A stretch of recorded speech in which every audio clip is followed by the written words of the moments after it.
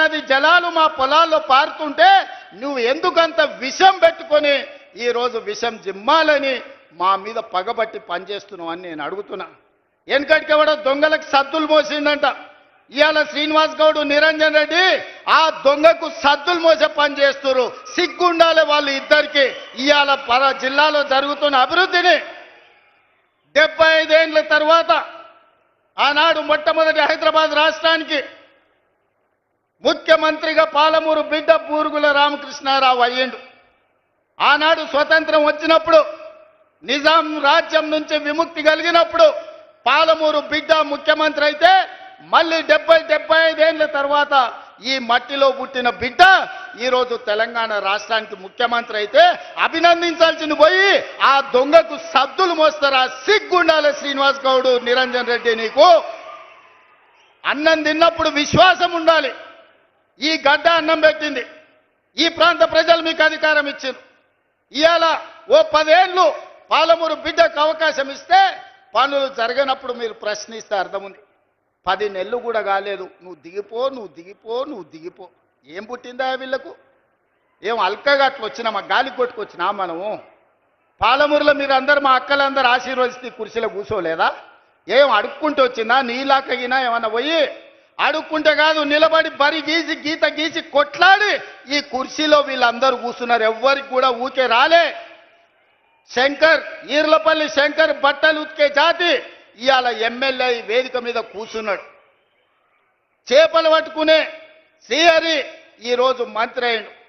Parliament ఎన్నికలప్పుడు మక్తలు ఒక మాట చెప్పిన, పార్లమెంట్ ఎన్నికల తర్వాత తప్పకుండా ముదిరాజు బిడ్డను మంత్రిని చేస్తామని ఇచ్చిన మాట ప్రకారం ఇవాళ ముదిరాజు బిడ్డ మంత్రి ఈ వేదిక మీద ఉన్నాడు. పాలమూరు జిల్లా నుంచి.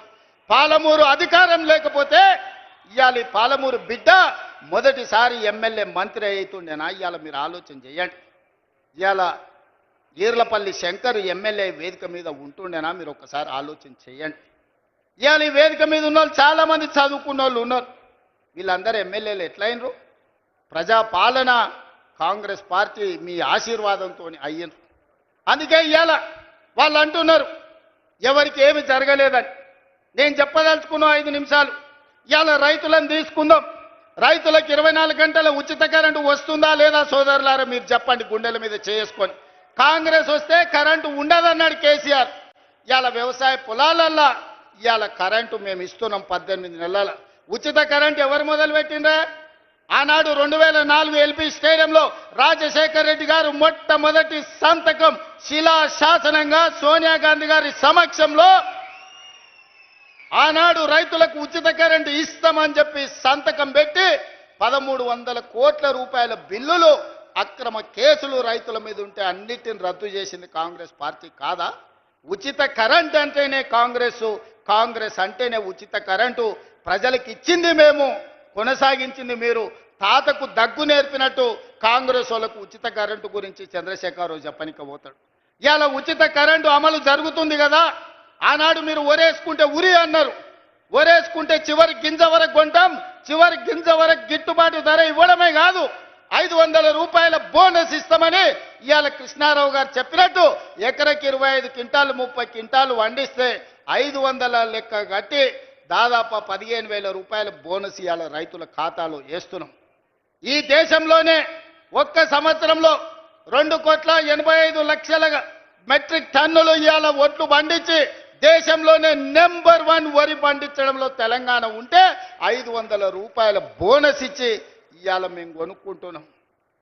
ఇవాళ రైతు బీమా, రైతు రుణమాఫీ 2 లక్షల రూపాయల రుణమాఫీ చేస్తామని చెప్పి ఎన్నికల తర్వాత 25,55,968 కుటుంబాలకు 21,000 కోట్ల రూపాయల 2 లక్షల రూపాయల రుణమాఫీ మొదటి సంవత్సరంలోనే చేసి చూపించిన ఘనత కాంగ్రెస్ పార్టీది. నువ్వు లక్షిస్తాన్నావు, 4 విడతలన్నావు. 4 విడతల సంగతి దేవుడెరుగు. అసలు కంటే మిత్తి ఎక్కువై నెత్తి మీద అప్పై చేతుల సిప్పొచ్చింది రైతులకు. నువ్వు ఇచ్చిన 1,00,000 రూపాయల రుణమాఫీ 4 తెరలుగా మారింది. రెండోసారి అదే మోసం చేసినావు. నువ్వు 2 సార్లు కలిపి 10 ఏళ్లల్లా నువ్వు ఇచ్చింది లెక్క కడితే మిత్తి ఓను 16,000 కోట్ల రూపాయలు ఇస్తే మొదటి సంవత్సరంలోనే 21,000 కోట్ల రూపాయలు రైతుల ఖాతా వేసి రైతుల రుణం తీరడమే కాదు, రైతుల రుణం మేము తీర్చుకున్నాం. రైతులు బ్యాంకుకు రుణం తీర్చుకుంటే కాంగ్రెస్ పార్టీ ప్రజా పాలన రైతులు ఆశీర్వదించినందుకు వాళ్ళ రుణం మేము తీర్చుకున్నాం.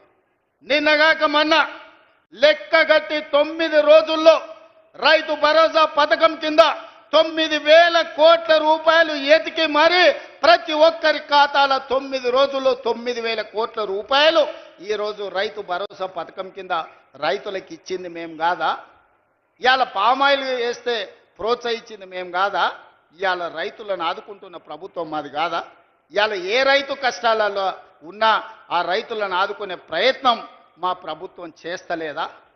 ఇవాళ మూలన తండాలలో, గూడాలలో, మారుమూల పల్లెల్లో ఉన్న రైతుల సమస్యలు పరిష్కరించడానికి నిరంతరం మా ఎమ్మెల్యేలు, మా మంత్రులు, మా ప్రభుత్వ యంత్రాంగం ఈరోజు ప్రజలకి వెళ్ళి రైతులను ఆదుకునే ప్రయత్నం చేస్తున్నాం.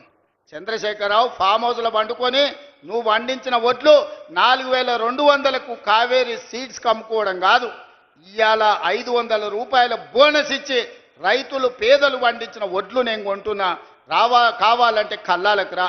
మా అక్కలు నిర్వహిస్తున్న ఐకేపీ కేంద్రాలకు 8,000 ఐకేపీ కేంద్రాలు ఇవాళ మా ఆడబిడ్డలు, మా అక్కలు పెట్టి రైతులు పండించిన పంటలు ఈరోజు మేము కొనుగోలు చేస్తున్నాం.